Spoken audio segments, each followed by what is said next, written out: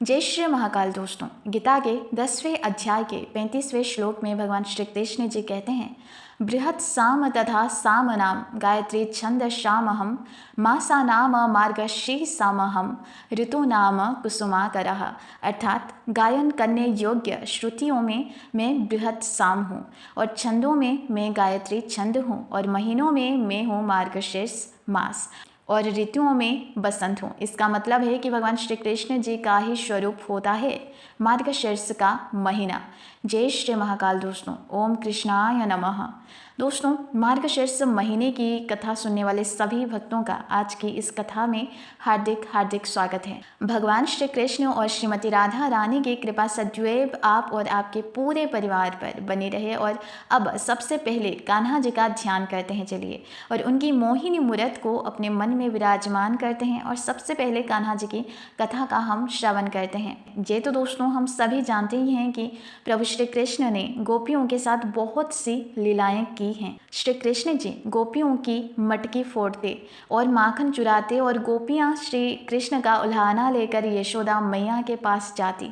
ऐसा बहुत बार हुआ, लेकिन कई बार यशोदा मैया गोपियों को भी डांट कर भगा देती थी और कई बार जो है भगवान श्री कृष्ण को भी डांट पड़ती थी। तो एक बार की बात है जब यशोदा मैया प्रभु श्री कृष्ण के उल्हानों से तंग आ गई और छड़ी लेकर श्री कृष्ण की ओर दौड़ी। तो जब प्रभु ने अपनी मैया को क्रोध में देखा तो वो अपना बचाव करने के लिए भागने लगे और भागते भागते क्या हुआ, श्री कृष्ण जी एक कुम्हार के पास जाकर पहुंचे। अब कुम्हार तो अपने मिट्टी के घड़े बनाने में व्यस्त था, लेकिन जैसे ही कुम्हार ने भगवान श्री कृष्ण को देखा तो वो बहुत प्रसन्न हो गया। हालांकि कुम्हार जो है वो जानता था कि भगवान श्री कृष्ण साक्षात जो हैं परमेश्वर हैं। अब इसके बाद हुआ कुछ यूँ कि प्रभु ने कुम्हार से कहा कि कुम्हार जी आज मेरी मैया मुझ पर बहुत क्रोधित हैं। मैया छड़ी लेकर मेरे पीछे पीछे ही आ रही है। भैया कहीं छुपने की जगह हो तो मुझे छुपा लो। अब ऐसे में कुम्हार ने क्या करा, कुम्हार ने प्रभु श्री कृष्ण को एक बड़े से मटके के नीचे छुपा दिया। हालांकि कुछ क्षणों के बाद मैया यशोदा भी वहाँ पर आ गई और कुम्हार से पूछने लगी, क्यों रे कुम्हार, तूने मेरे कन्हैया को कहीं देखा है क्या? कुम्हार ने कह दिया, नहीं मैया, मैंने कन्हैया को नहीं देखा। हालांकि भगवान श्री कृष्ण ये सभी बातें जो हैं बड़े से घड़े के नीचे छुपकर सुन रहे थे। हालांकि मैया तो वहाँ से चली गई।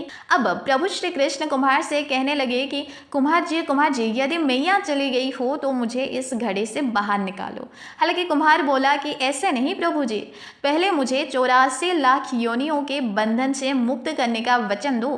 हालांकि भगवान मुस्कुराए अभी और कहा, ठीक है, मैं तुम्हें 84 लाख योनियों से मुक्त करने का वचन देता हूँ, अब तो मुझे बाहर निकाल दो। हालांकि उसके बाद कुम्हार ने जो कहा वो आपको हैरान कर देगी दोस्तों जी। कुम्हार कहने लगा कि मुझे अकेले नहीं प्रभु जी, मेरे परिवार के सभी लोगों को भी 84 लाख योनियों के बंधन से मुक्त करने का वचन दोगे तो ही मैं आपको इस घड़ी से बाहर निकाल लूँगी।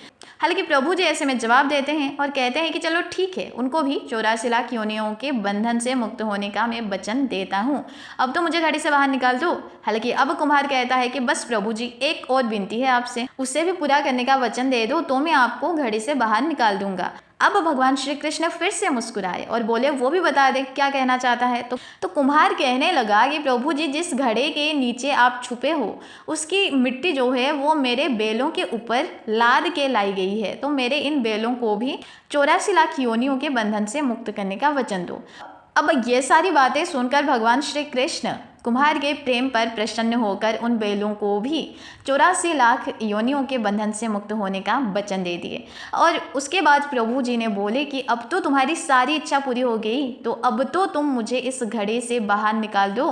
तो तब कुम्हार कहता है कि अभी नहीं जी भगवान जी, बस एक और अंतिम इच्छा है, उसे भी पूरा कर दीजिए, फिर मैं आपको पक्का इस घड़ी से बाहर निकाल दूंगा। तब प्रभु श्री कृष्ण कहते हैं कि बताओ तुम्हारी अंतिम इच्छा क्या है। तो कुम्हार कहा कि जो भी प्राणी हम दोनों के बीच के संवाद को सुनेगा उसे भी आप 84 लाख योनियों के बंधन से मुक्त करोगे। बस यह वचन दे दो प्रभु, तो मैं आपको इस घड़ी से बाहर निकाल दूंगा। हालांकि कुम्हार की इन प्रेम भरी बातों को सुनकर भगवान श्री कृष्ण बहुत प्रसन्न हुए और कुम्हार की इस इच्छा को भी पूरी करने का वचन दे दिए। फिर कुम्हार ने बाल श्री कृष्ण को घड़े से बाहर निकाल दिया और उनके चरणों में साष्टांग प्रणाम किया। प्रभु श्री कृष्ण के चरण धोए और चरणामृत लिया और पूरे घर में, पूरी झोपड़ी में चरणामृत का छिड़काव किया और प्रभु जी के गले लगकर इतना रोए कि प्रभु में ही विलीन हो गए। अब जरा आप विचार कीजिए दोस्तों कि जो बाल श्री कृष्ण 7 कोस लंबे चौड़े गोवर्धन पर्वत को अपने इतनी उंगली पर उठा सकते हैं, तो क्या वो एक घड़ा नहीं उठा सकते थे? लेकिन बिना प्रेम के नहीं। नटवर नंद किशोर कोई कितना भी यज्ञ करे, कोई कितने भी अनुष्ठान करें, कितना भी दान करे, चाहे कितनी भी भक्ति करे, लेकिन जब तक मन में प्राणी मात्र के लिए प्रेम नहीं होगा, प्रभु श्री कृष्ण मिल नहीं सकते। इसलिए चराचर जगत में जो भी प्राणी हैं, सबसे प्रेम करना चाहिए, क्योंकि छोटी सी चींटी हो या फिर बड़ा सा हाथी, हर जीव में ईश्वर का उतना ही कण विद्यमान है। और अगर इस कहानी को हम ध्यान से सुने तो एक चीज़ बहुत स्पष्ट रूप से समझ में आती है कि कुम्हार चाहता तो प्रभु से बहुत कुछ मांग सकता था, है ना, दौलत, शोहरत, नाम, यश, मान, सम्मान, सब कुछ।